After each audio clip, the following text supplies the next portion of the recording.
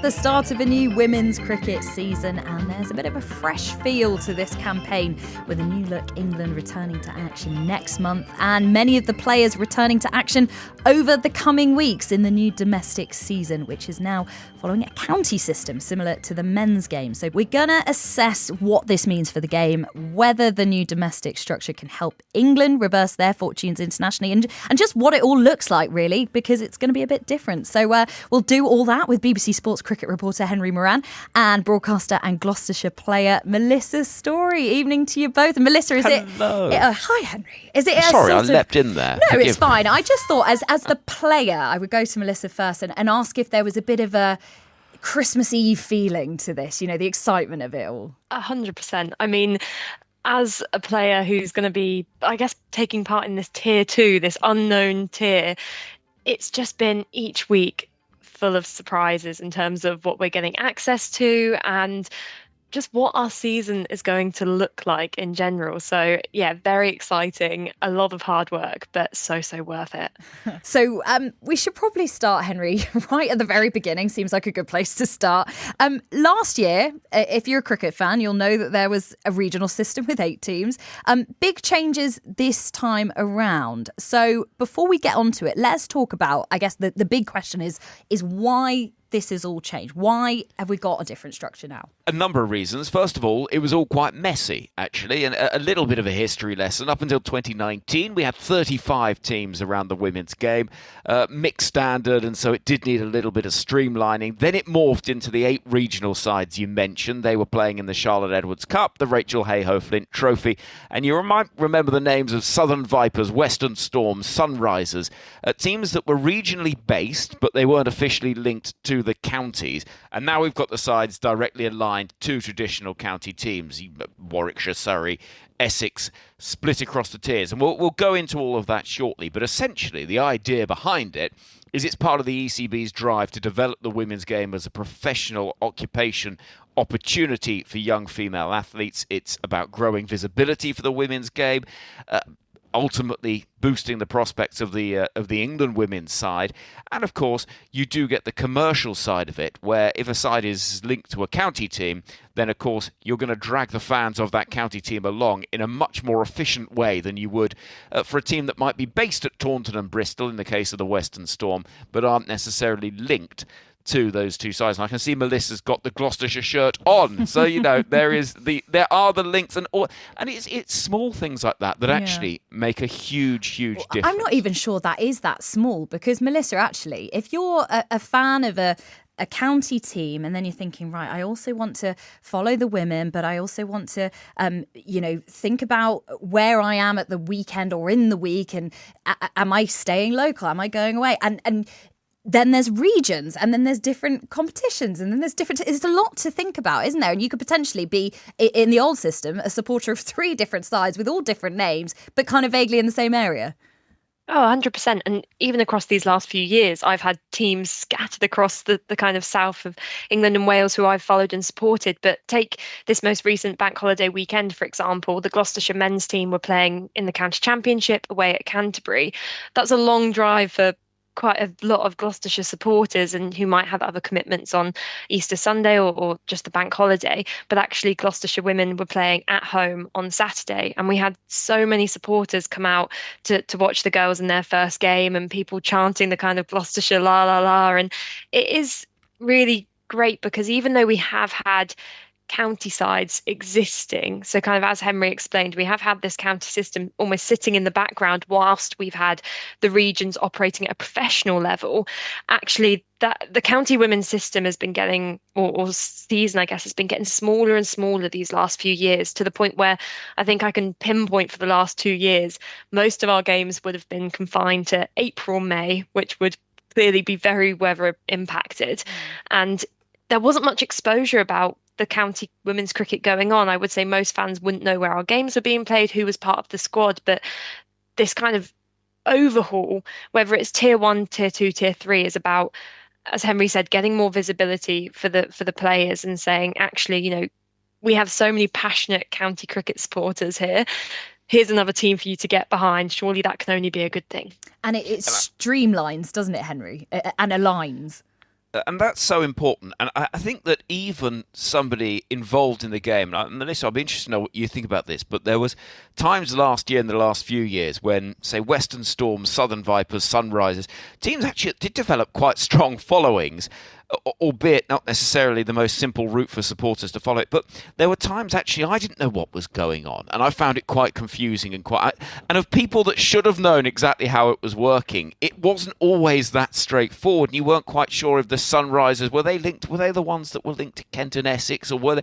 But actually, it makes it simple, and county cricket fans are incredibly passionate. If there's one thing the last few years of domestic cricket and all the arguments about the 101 thing or another have taught us, people care about county cricket, and that passion that exists, when that can be channeled into the women's game as well, it is going to be really, really powerful. And of course, those little things that make a huge difference, such as, the same training kit, facilities where it is the men's and women's side playing, the pictures of the players on the wall.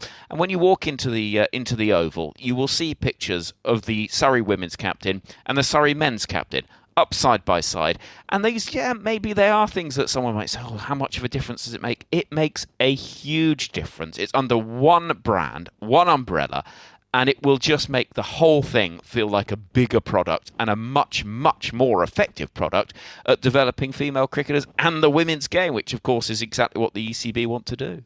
We've mentioned the words tier 1, tier 2 and tier 3 already. Should we just try and explain what that is then? Shall I throw that to you, Melissa, and because I guess you're going to be the one involved with it. And you've already mentioned actually tier 2 is slightly new, unfamiliar ground, isn't it? Yeah, entirely. So tier 1 is kind of those 8 professional sides who previously, as Henry mentioned, we would have associated as being Southern Vipers, Western Storm. The 18 first-class counties put forward bids to see whether they would be able to get a professional women's side. It was quite a kind of convoluted process. We had a few counties come out, for example, Kent and Yorkshire, who weren't too happy that they weren't awarded Tier 1 status. Subsequently, even though the original plan was just to have 8 Tier 1 sides, the ECB did announce that both Yorkshire and Glamorgan would kind of get this staggered ascent into Tier 1. So Yorkshire, they'll be going up and becoming a professional county as of next year, Glamorgan a couple of years after that. So at that top level, we kind of have the professional cricketers we've got used to seeing over the last few years, playing in the Rachel Hayhoe Flint Trophy, playing in the 100, and they're going to be playing across Surrey, Warwickshire, Hampshire. I'm not actually going to try and list all 8 because I'll forget one and that will upset someone.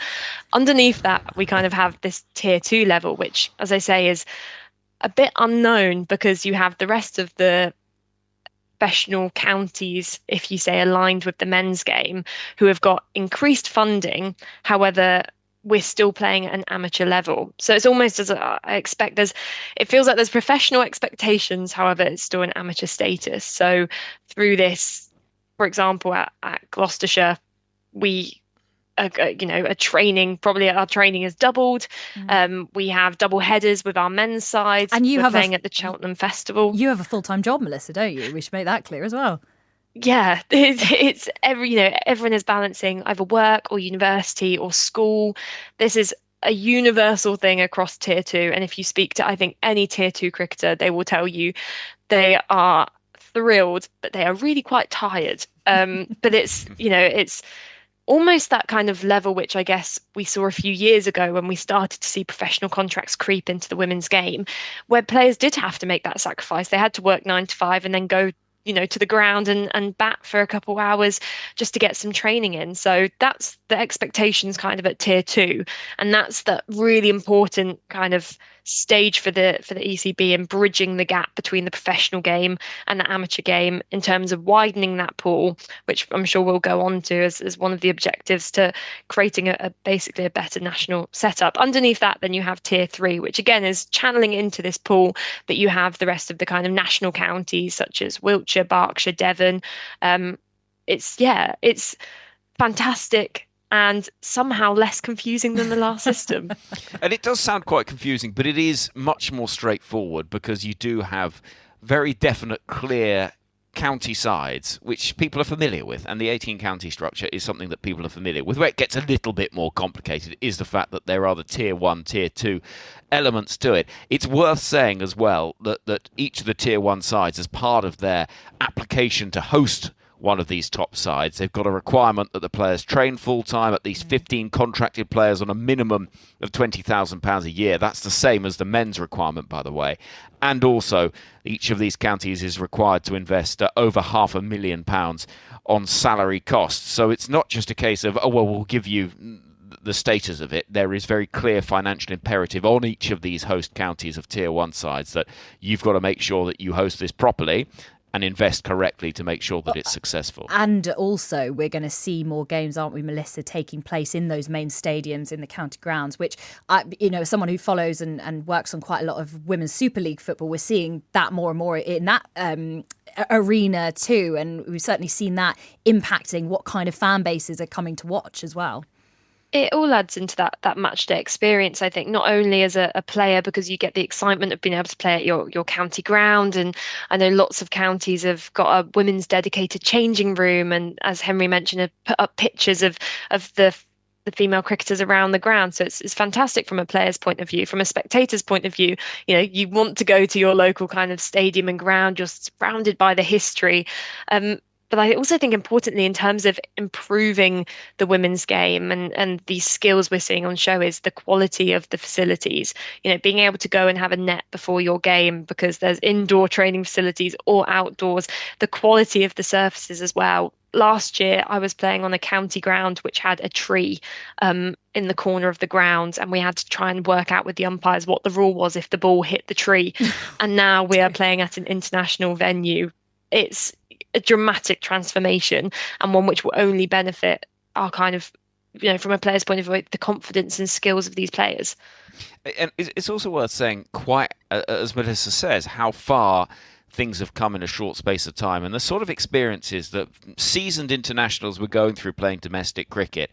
And one story from a couple of years ago that comes to mind is when a member of ground staff at one particular county venue asked the women's game not to position fielders in a certain point on the ground because they were preparing a pitch for a men's match in a few weeks' time. And you sort of think, that's unbelievable that could be happening. And by chance, and let's not forget this, it was by chance, the 100 double headers have made a massive difference to all of this, because originally the women's sides were due to be playing at either the smaller county grounds or, in the case of the side based in Manchester, at Sedbergh School, so a private school. None of this double header, all bells and whistles, everyone treated the same. It wasn't meant to be like that, and it only happened that it was such a roaring success that crowds were flocking in and you were getting record-breaking numbers of spectators in, that actually we've got to this position where, actually, let's get fans of Surrey's men's side to come and support Surrey's women's side, and we know that the audience is there. And as we've seen in the world of women's football, it's amazing what happens when the opportunity is given enough oxygen to breathe and then really develop. And it's incredible how women's sport can really take off in that way. And I guess another side product, if we sort of move the conversation on now, is what this could maybe do for the England women's setup, and what building this domestic structure and having these tiers and trying to align and streamline this competition is whether we can help out a pretty dire situation that England have found themselves in following the Ashes, Melissa. So I guess we're asking that question: how can England start to close the gap on Australia, and whether it's things like this that could help? Yeah, this tier structure will contribute to that, because the aim being to increase the professionalization of the game, drive up the standards. This increased visibility will bring more funding into the game as well. And actually, just by expanding that talent pipeline, it pushes England and Wales towards a more level footing, you would feel, with Australia. Australia were ahead of the game when it came to turning the women's game professional. So it's always been a bit of a catch up for the ECB. And I think a flaw with the previous system, and as mentioned, the gap between the professional game and the amateur game, was that you could invest years and a lot of time into a certain player who then, if they weren't necessarily delivering on those expectations and were dropped from the side, then actually they got lost in the kind of like void of other county players, but then there was no real movement between the two levels. And I think by having this tier structure, it more accurately maps out how players can progress and how they can become professionals. So, you've got that expanding talent pipeline. And one thing which Charlotte Edwards, in particular, the New England women's coach, has really stressed is that she's going to be keeping an eye on domestic performances. And I think maybe for the last 2 years, there's not been quite enough competition in the England women's side. We always cite examples from the Australian women's side that originally Beth Mooney was dropped from the side because she wasn't considered fit enough. And yet in the most recent Ashes, she ran more twos than the entire England side combined. Elise Perry has been dropped in the past, who's considered one of the greatest players of all time. Well, actually, I was going to bring in this quote. Actually, this was a couple of months ago in The Guardian from Rafa Nicholson. The ECB's recent decision to award 2-year contracts to a select group of players, this is England, Lauren Bell, Charlie Dean, Sophie Eccleston, etc., reinforced the impression that this England team is a closed shop and that certain players are undroppable, Henry, which we, as Melissa was saying, we haven't necessarily seen that with Australia. And so it's really interesting, isn't it, what this might now do and what this might force change with. And change needs to happen. There's no doubt about that. They lost 16-0 in the Ashes. They were knocked out in fairly dismal fashion in the T20 World Cup. And there's been all sorts of question marks about attitude, fitness, all these things that have been hot topics. But there's one thing that we do know from Australia, and that is that a deeper pool of professional players will drive standards up, because it inevitably does when you know that there's players that are right there knocking on the door, ready to take your place if you don't perform and you don't show the right the right stuff that the coaches are looking for. Australia have got 130 professional cricketers in their country. As of this summer, it's going to be 120 in England. So it is becoming more neck and neck, which is brilliant news from England's perspective.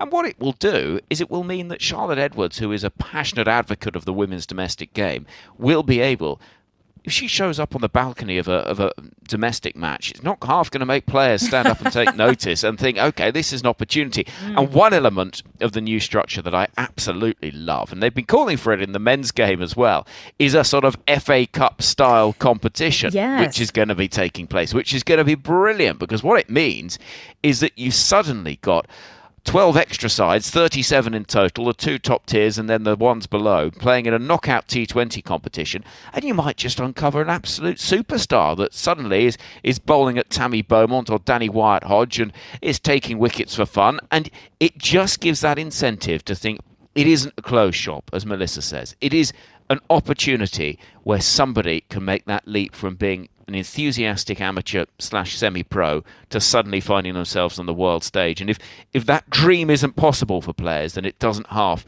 remove the opportunity to grow that pool and make it a stronger overall picture. Well, someone else very excited to see it all get going is Georgia Davis, who's been involved with Tier 1 Warwickshire since she was 10, 2 years ago, gave up a career in the police to go full-time in cricket. And tomorrow she's going to captain the teams, lead them out at Edgbaston in the One-Day Cup as captain against Hampshire.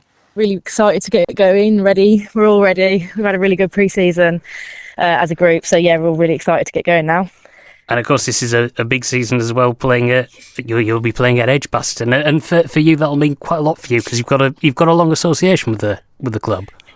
Yeah, absolutely. I've sort of been here since I was 10 years old. So, to be walking out tomorrow will be a pretty special feeling as the first set of professional cricketers, women cricketers at Edgbaston. On a personal level as well, for you having had all that long association with the club, I mean, that must mean so much more for you personally as well. Yeah, definitely. To say that, from 10 years old, I never probably thought I was going to get this opportunity to sort of lead this side out. So to say that tomorrow I'll be leading these girls out here after, sort of 15 years of playing here is really, really exciting for myself. A couple of years ago, you had a full-time job as well. You were a police officer, so and now you're captaining the county you've been associated with for a long time. I mean, does this kind of new season, the new era, if you like, for domestic women's cricket in this country, does that all sort of vindicate your decision? Yeah, I think I've definitely made the right decision in choosing this career now. I think it's such an exciting time for women's cricket. It's massively on the rise, and it is only going to get bigger and better. And to be part of that journey now is amazing, and I'm really fortunate to have the opportunity to do this. And from you as well, there'll be a kind of that feeling of you've been in and around the England setup before. Will you be wanting to get more and more established there as well? Yeah, obviously it's everyone's dream, is it, to play for England, and that's still a real dream of mine. And if I can keep pushing myself to get better and put myself in positions to, be selected for things, that would be fantastic. But ultimately, my focus at the minute is the Bears, and is getting as far as we possibly can as a team, and developing this side. Georgia Davis speaking to Chris Sykes and Melissa. I mean, that's exactly what we were talking about, wasn't it? Being on the periphery and now having these opportunities with eyes watching and potentially more fans watching on a bigger stage, being able to stake a bit of a claim. Entirely. And I think that interview just emphasises as well how much it means for players who have spent so much time at their counties. It's a dream that, irrespective of gender, you want to represent your county, you want to go on further and represent your country. And it's heartwarming how many kind of similar interviews people are giving across the country where they're going, I have played for this county since I was a little girl, and now I get to walk out, my face is up on the wall, I've got my own spot in the changing room. All these things just propel you as a player. It's what you work for. And I can't wait for everything to kick off tomorrow. And considering, Henry, actually, that England are currently without a leader, as in we don't have a newly appointed captain, it sort of feels to me as well that this might provide opportunity to see some more leadership roles coming into the fore. And maybe we develop that side that perhaps England has been lacking a little bit. It's been a real problem for a long time. You look at Australia, and again, Australia are the benchmark, but there's probably 5 or 6 players in their 11 you'd say would happily captain that side and interchangeably could lead very, very well. England just don't have that. We expect it's most likely to be Nat Sciver-Brunt, currently on maternity leave, but we would have thought that is the most likely outcome in terms of replacing Heather Knight. But yeah, as you say, there's a huge opportunity for players who can step forward and not just contribute on the field in terms of run scoring and taking wickets, but actually show what they can do in leadership capacities in tournaments where they are going to be under pressure against good sides. And let's not forget, there's some serious overseas players coming. Elise Perry's playing for Hampshire. I mean, it is serious cricket, this, and it's going to really drive the standards up. And though it has seemed a little bit confusing how we've got to this point, I think one thing is absolutely for sure, and that is that we're going to see quite a dramatic change in the quality and professionalism of the women's game in this country. And ultimately, that is going to be a hugely beneficial thing for the England national side.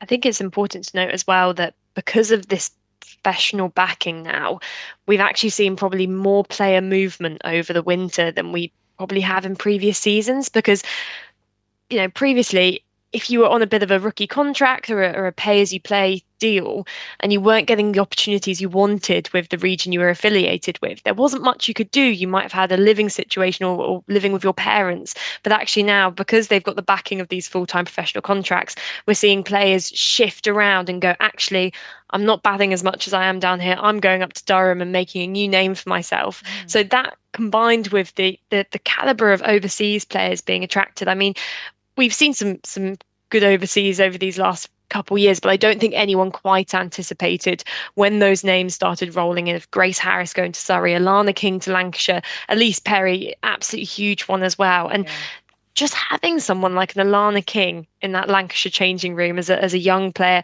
or as a senior player is going to be absolutely huge. And the fact that there are Australian players who perform at such a high level and they consider it worthwhile to come over and play in our domestic competition is a really big thing as well. Yeah, that knowledge base in those changing rooms now, Henry, is going to be massive. Yeah, and also the earning potential in women's cricket is absolutely enormous. I don't think people realise this, but you look at Nat Sciver-Brunt, for example, in 2023, she earned £320,000 from the Indian Premier, the Women's Premier League alone. That is, forget endorsements, England contract, other leagues around the world. you are talking huge sums of money. And these players, and more widely, young, talented female athletes that have an opportunity to choose between different sports, cricket being a more viable option is going to be huge for the game if you can ensure that the best, most talented athletes are choosing cricket, because quite frankly, it provides the greatest career opportunity. Right, a quick 10 seconds to you both before we sign off. Melissa, you can go first. Who are we watching out for then?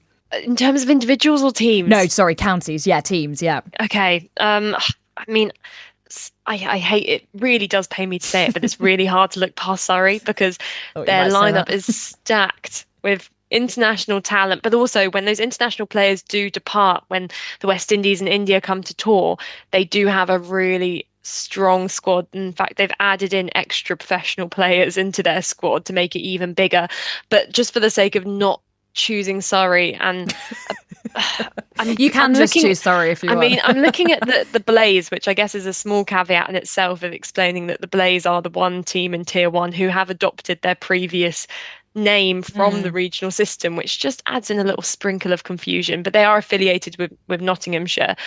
I think that they've got a really good chance this summer. They won over in their pre-season competitions abroad, and they've picked up some trophies towards these last few years, so I'll go for Blaze. Henry, you've got 5 seconds, so you can just say Surrey if you want. I'm going to say Hampshire, brilliantly led by Georgia Adams. They've got Elise Perry coming in, Maya Boucher, Lauren Bell, Freya Kemp. I think they've got a really strong side.